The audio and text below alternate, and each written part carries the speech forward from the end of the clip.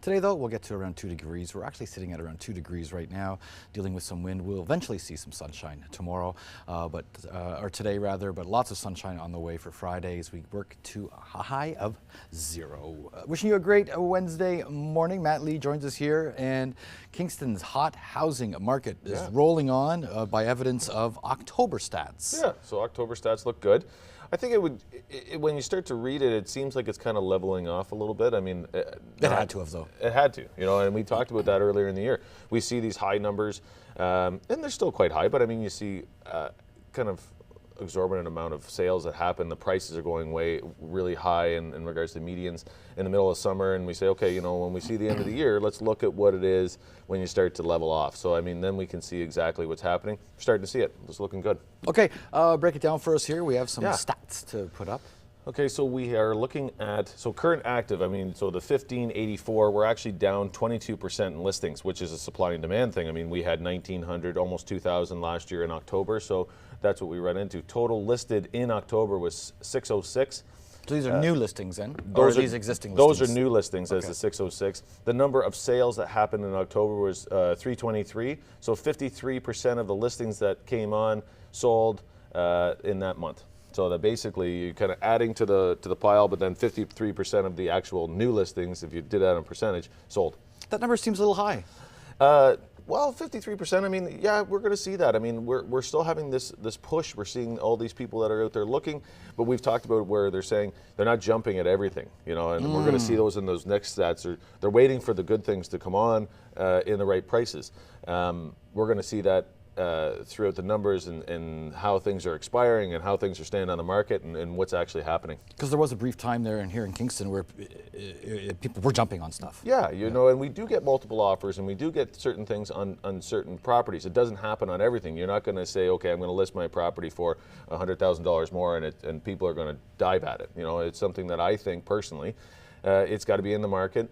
And if it's in the market, then you're going to get a bunch of different people that are kind of looking at that, going after it. So I mean, it's just it's a supply and demand thing. Okay, next set of numbers, Matt will talk us through it. So average list price, and this is where you start to see this. 362, 691. The average sale price that sold was 348.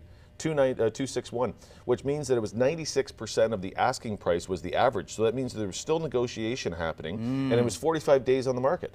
So the average was 45 days on the market. It doesn't mean that all of a sudden it's on the market for 4 days, 7 days, and all of a sudden everything's going. So I mean, if you start to look and see, okay, there's still people out there looking, and some stuff does go really quickly. Some stuff sits on the market. We're looking at different things happening in the market. To me, it's a healthy market because then it shows that we're pricing in the right property. People aren't going and paying that crazy amount and running into issues with mortgages. Are you seeing a lot of new people coming here? Yeah, we see CMHC stats, and actually we'll do that because they're going to come out here shortly. Talking about the retirees, we're talking about the new businesses, we do see a lot of the younger people that, we see the amount that are leaving, but we do see kind of the transition. So we want to make sure that there's places for them to live. I mean, we run into this rent issue, that we have less than percentage of vacancy rates. So we have to make sure that they have places to live, to bring them here, to make it a cool spot for them to kind of go out and have fun on their off time. Okay, last set of numbers here, Matt will talk us through. Percentages that expired, and this is another one, 34% of the listings that we had on the market, 34% of them expired. So that tells you that not everything is selling. Oh.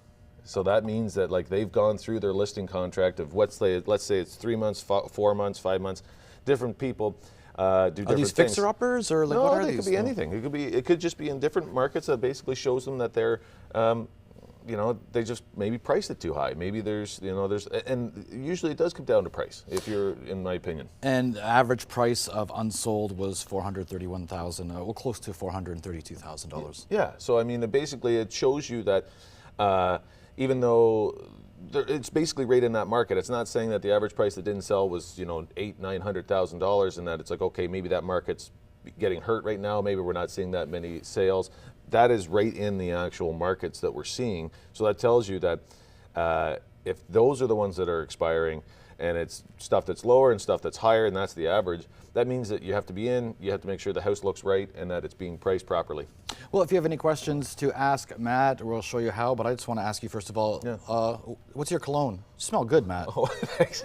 Jean-Paul Gaultier. Is it Jean-Paul Gaultier? Yeah, it is, yeah. All right, so if you ever run into Matt and you say, Matt, what is that cologne? Jean-Paul Gaultier. Thank you so much, sir. Yeah, thank you.